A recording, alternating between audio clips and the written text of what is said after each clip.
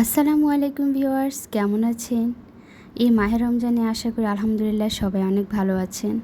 আজকে আমি আপনাদের সামনে আরও একটি নতুন ভিডিও নিয়ে হাজির হলাম।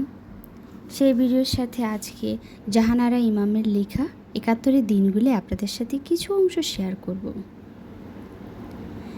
১৩ এপ্রিল মঙ্গলবার ১৯৭১।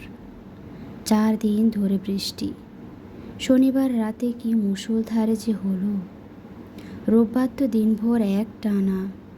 গতকাল সকালের পর বৃষ্টি থামলেও সারা দিন আকাশ মেঘলা ছিল। মাঝে মাঝে রোদ দেখা গেছে, মাঝে মাঝে এক ফসলা বৃষ্টি। জামি ছড়া কাটছিল। রোদ হয়, বৃষ্টি হয়, খ্যাকশিয়ালের বিয়ে হয়, কিন্তু আমার মনে পাষাণ ভার। এখন সন্ধ্যার পর বৃষ্টি নেই, ঘন ঘন মেঘ ডাকছে আর বিদ্যুৎ চমকাচ্ছে। বসার ঘরে বসে জানালা দিয়ে তাকিয়ে ভাবছিলাম, আমার জীবনও এতদিন সত্যি সত্যি দুর্যোগের মেঘ ঘন হয়ে আসছে। এরকম সময়ে করিম এসে ঢুকলো ঘরে। সামনে সোফায় বসে বলল, ফুপুজান, এই পাড়ার অনেকেই চলে যাচ্ছে বাড়ি ছেড়ে।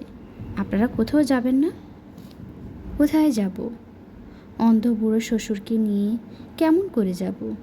কিন্তু এই পাড়া ছেড়ে লোকে যাচ্ছে কেন? এখানে তো কোনো ভয় নেই। নেই মানে?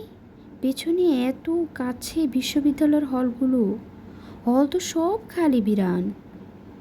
যা হবার তো প্রথম দিনেই হয়ে গেছে।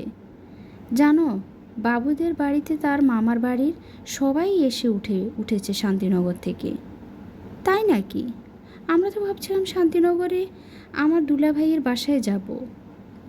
তাহলেই দেখো, ভয়টা আসলে মনে। শান্তিনগরের মানুষ এলিফ্যান্ট রোডে আসছে মিলিটারির হাত থেকে পালাতে, আবার তুমি এলিফ্যান্ট রোড থেকে শান্তিনগরে যেতে চাচ্ছ নিরাপত্তার কারণে। যুক্তিটা বুঝে করি মাথা নাড়ল। খুব দামি কথা বলেছেন ফুপুজান।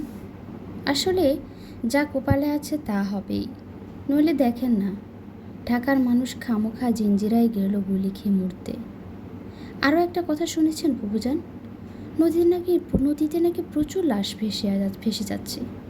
পেছনে হাত বাঁধা, গুলিতে মরা লাশ। শিউরে উঠে বললাম, রোজই শুনছি করিম, যেখানে যাই এছাড়া আর কোনো কথা নেই। কয়েকদিন আগে শুনলাম ট্রাক ভর্তি করে তুলে নিয়ে যাচ্ছে হাত আর চোখ বেঁধে। কত যে লোক দেখেছে। এখন শুনছি সদরঘাট, সোয়ারিঘাটেও নাকি দাঁড়ানো যায় না পচা লাশের গন্ধে। এজন্যই এখন থেকে মাছ খাওয়া বাদ দিয়েছি। 10ই মে সোমবার 1971। বেশ কিছুদিন বাগানের দিকে নজর দেওয়া হয়নি।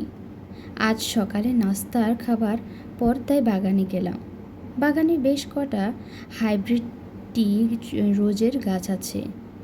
এই ধরনের গোলাপ গাছের খুব বেশি যত্ন করতে হয়, যা গত 2 মাসে হয়নি।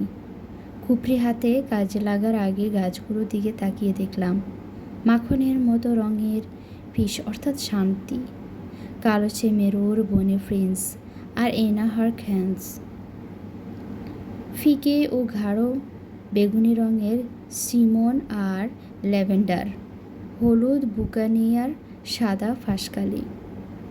বনি ফ্রেন্সের আধফোটা কলিটি এখনও আমার বেডসাইড টেবিলে কালিদানিতে রয়েছে। কালি অবশ্য আর নেই, ফুটে গেছে, এখন প্রায় ঝরে পড়ার অবস্থা। ফিসের গাছটা একটা কলি কেবল এসেছে, যদিও সারাদিন থেকে ফিস উধাও। বাগান করা একটা নেশা। এই নেশায় দুঃখ কষ্ট খানিকটা ভুলে থাকা যায়। গত কয়েক মাস ধরে নেশার কথাটা ভাবারই অবকাশ পাইনি।